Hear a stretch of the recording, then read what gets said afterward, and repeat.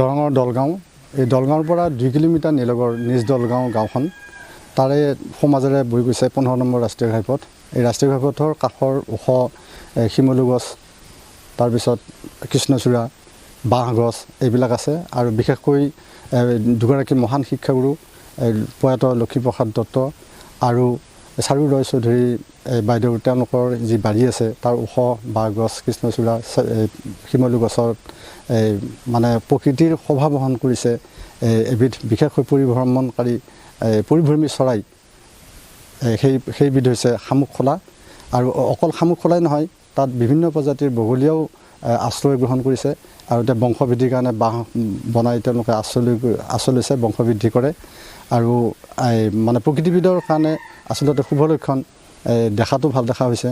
কিন্তু ইয়াত আশ্ৰয় গ্ৰহণ কৰাৰ কিছুমান কাৰণ নথকা নহয়। দুগৰাকী সেই মহান শিক্ষাগুৰু প্ৰয়াত লক্ষীপ্ৰসাদ দত্ত আৰু চাৰু ৰয় চৌধুৰী বাইদেউৰ যি বাৰী আছে, সেই অঞ্চলটো তেওঁলোকে অলপ চোৱা চিতা কৰে, নিৰাপদ আশ্ৰয় গ্ৰহণ কৰে। বাকী ওৰাং ৰাষ্ট্ৰীয় উদ্যান ওচৰতে আছে, দলগাঁৱৰ অন্যান্য ওখ গছ আছে, কিন্তু তাত আশ্ৰয় গ্ৰহণ নকৰে। ইয়াত কিন্তু আজি বহু বছৰৰ পৰা ইয়াত আশ্ৰয় গ্ৰহণ কৰে, নিৰাপদ পায়, তেওঁলোকেও চোৱা চিতা কৰে।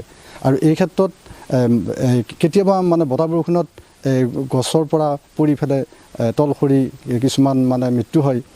মানে পৰিৱেশ কৰ্মী হিচাপে সেইবিলাক দেখা পাই অলপ বেয়া লাগে।